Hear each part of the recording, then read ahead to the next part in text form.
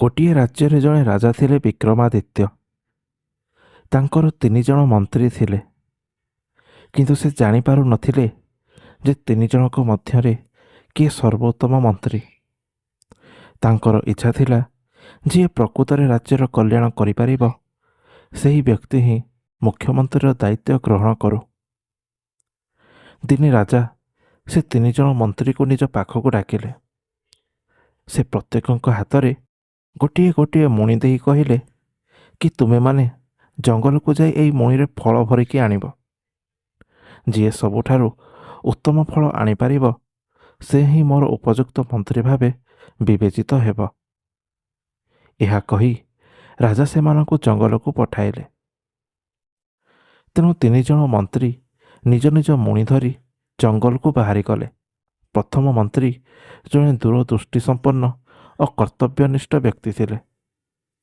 ସେ ଭାବିଲେ ରାଜା ମହାରାଜା ଯେତେବେଳେ ଭଲ ଫଳ ଆଣିବାକୁ କହିଛନ୍ତି ତେବେ ସବୁଠାରୁ ଉତ୍ତମ ଓ ସତେଜ ଫଳ ହିଁ ଆଣିବା ଉଚିତ।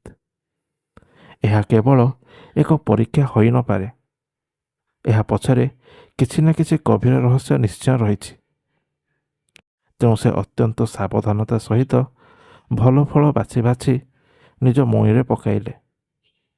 ସୁସ୍ୱାଦୁ ଓ ପୋକ ଦାଗ ନଥିବା ଫଳମୂଳ ସବୁ ସଂଗ୍ରହ କଲେ। ସେ କିଛି ମୂଳ ଓ ପତ୍ର ମଧ୍ୟ ସାଙ୍ଗରେ ନେଲେ। ତେବେ ଯଦି କୌଣସି ଜରୁରୀ ପରିସ୍ଥିତି ଉପୁଜେ ତେଣୁ ସେ ନିଜ ପୁଣିକୁ କେତେକ ସତେଜ ଓ ଉତ୍ତମ ଫଳରେ ପୂର୍ଣ୍ଣ କଲେ। ତାପରେ ଆସିଲେ ଦ୍ୱିତୀୟ ମନ୍ତ୍ରୀ। ଦ୍ୱିତୀୟ ମନ୍ତ୍ରୀ ଜଣକ ଚତୁର କିନ୍ତୁ ଅଳ୍ପ ପରିଶ୍ରମୀ ବ୍ୟକ୍ତି ଜଣେ ଥିଲେ। ସେ ଭାବିଲେ ରାଜା ତ କେବଳ ମୁଣି ଭରି ଆଣିବାକୁ କହିଛନ୍ତି, ଏତେ କଷ୍ଟ କରି ପାଚିଲା ଫଳ ଖୋଜିବାର କ'ଣ ଦରକାର। ମୁଁ କିଛି ଦେଖିଲା ଭଳିଆ ଫଳ ଭରିଦେବି, କିଏ ବା ସବୁ ଫଳ ଯାଞ୍ଚ କରିବ। ଏହିସବୁ ଚିନ୍ତା କରି ସେ କିଛି ଦେଖିଲା ଭଳିଆ ଫଳ ସଂଗ୍ରହ କଲେ। କିନ୍ତୁ ତା ଭିତରେ ଅନେକ ଫଳ ଅର୍ଦ୍ଧ ପାଚିଲା ଆଉ କିଛି ମାତ୍ରାରେ ସଡ଼ି ମଧ୍ୟ ଯାଇଥିଲା।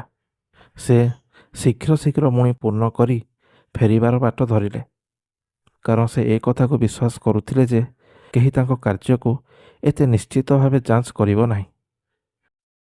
ତେବେ ତାପରେ ଆସିଲା ତୃତୀୟ ମନ୍ତ୍ରୀ।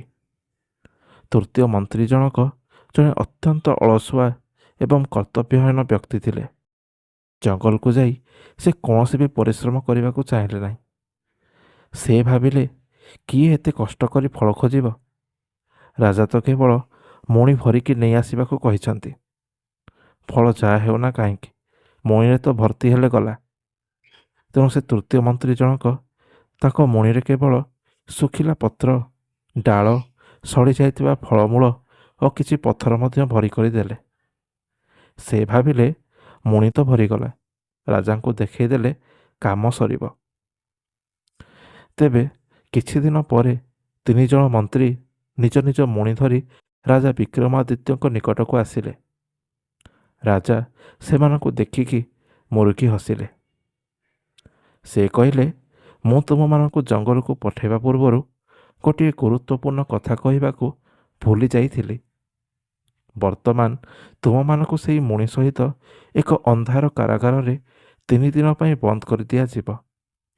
ସେହି 3 ଦିନ ପାଇଁ ତୁମର ଖାଦ୍ୟ କେବଳ ତୁମର ମୁଣିରେ ଥିବା ସେହି ଫଳମୂଳ ହିଁ ହେବ। ରାଜାଙ୍କର ଏହିପରି ନିଷ୍ପତ୍ତି ଶୁଣି 3 ମନ୍ତ୍ରୀଙ୍କ ମୁହଁର ରଙ୍ଗ ବଦଳିଗଲା। ତେବେ ତାହାପରେ ସେ 3 ଜଣ ମନ୍ତ୍ରୀକୁ 3ଟି ଅନ୍ଧାର କାରାଗାରରେ ରଖିଦିଆଗଲା। ତେବେ ପ୍ରଥମ ମନ୍ତ୍ରୀ ଅତ୍ୟନ୍ତ ଆଶ୍ୱସ୍ତ ଥିଲେ। ତାଙ୍କ ମୁଣିରେ ଉତ୍ତମ, ସତେଜ ଓ ସୁସ୍ୱାଦୁ ଫଳ ଥିବାରୁ ସେ ସହଜରେ 3 ଦିନ ବିତାଇ ପାରିଲେ। ସେ ନିଜର ଦୂରଦୃଷ୍ଟି, ନିଷ୍ଠା ଓ କର୍ତ୍ତବ୍ୟ ପରାୟଣତା ପାଇଁ ଗର୍ବିତ ହେଲେ। ସେ ବୁଝିପାରିଲେ ଯେ ରାଜାଙ୍କର ଏହି ପରୀକ୍ଷା କେବଳ ଫଳ ସଂଗ୍ରହ ପାଇଁ ନଥିଲା, ବରଂ ଜଣେ ଭଲ ଶାସକ କିପରି ଅଦୃଶ୍ୟ ଭାବରେ ନିଜ କର୍ତ୍ତବ୍ୟ ପାଳନ କରେ ତାହାରି ପରୀକ୍ଷା ଥିଲା। ତେବେ ଦ୍ୱିତୀୟ ମନ୍ତ୍ରୀ ଗଭୀର ଚିନ୍ତାରେ ପଡ଼ିଲେ। ତାଙ୍କ ମୁଣିରେ ଥିବା ଅନେକ ଫଳ ଅର୍ଦ୍ଧ ପାଚିଲା ଓ ସଡ଼ି ଯାଇଥିବାରୁ ସେ କେବଳ କିଛି ସାମାନ୍ୟ ଫଳ ଖାଇ ବହୁତ କଷ୍ଟରେ ସେହି 3 ଦିନ ଅତିବାହିତ କଲେ। ତାଙ୍କୁ ନିଜର ଅଳ୍ପ ପରିଶ୍ରମ ଓ ଚତୁରତା ପାଇଁ ଗଭୀର ପଶ୍ଚାତାପ ହେଲା। ସେ ଏହା ଅନୁଭବ କଲେ ଯେ କାର୍ଯ୍ୟରେ ଅବହେଳା କରିବାର ପରିଣାମ କେତେ ଭୟଙ୍କର ହୋଇପାରେ। ତେବେ ତୃତୀୟ ମନ୍ତ୍ରୀଙ୍କ ଅବସ୍ଥା ଅତ୍ୟନ୍ତ ଶୋଚନୀୟ ହୋଇଗଲା। ତାଙ୍କ ମୁଣିରେ କେବଳ ଶୁଖିଲା ପତ୍ର ଓ ସଡ଼ା ଫଳ ଥିବାରୁ ତାଙ୍କର ଖାଇବାକୁ କିଛି ବି ନଥିଲା। ତେବେ ସେ ଭୋକରେ ଓ କଷ୍ଟରେ ସେଇ 3 ଦିନ ବିତେଇ ଶେଷରେ ଅସୁସ୍ଥ ହୋଇ ପଡ଼ିଲେ। ସେ ନିଜର ଆଳସ୍ୟ ଏବଂ କର୍ତ୍ତବ୍ୟହୀନତା ପାଇଁ ଅତ୍ୟନ୍ତ ଲଜ୍ଜିତ ହେଲେ। ତେବେ 3 ଦିନ ପରେ ରାଜା ସେମାନଙ୍କୁ କାରାଗାରରୁ ମୁକ୍ତ କଲେ। ରାଜା କହିଲେ, ତୁମେମାନେ ନିଜେ ଦେଖିଲ ତୁମ କାର୍ଯ୍ୟର ଫଳ କ'ଣ ହେଲା। ଯେତେବେଳେ ତୁମେ ଭାବୁଥିଲ କି କେହି ତୁମକୁ ଦେଖୁନାହାନ୍ତି, ସେତେବେଳେ ତୁମେ ଯେଉଁ କର୍ମ କରିଥିଲ ତାହାରି ଫଳ ଆଜି ତୁମକୁ ମିଳିଲା।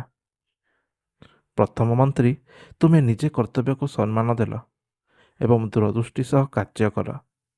ତେଣୁ ଆଜି ତୁମେ ଶାରୀରିକ ଓ ମାନସିକ ଭାବରେ ସୁସ୍ଥ ରହିଛ। ତେଣୁ ତୁମେ ହିଁ ଏ ରାଜ୍ୟର ଶ୍ରେଷ୍ଠ ମନ୍ତ୍ରୀ ହେବାକୁ ଯୋଗ୍ୟ।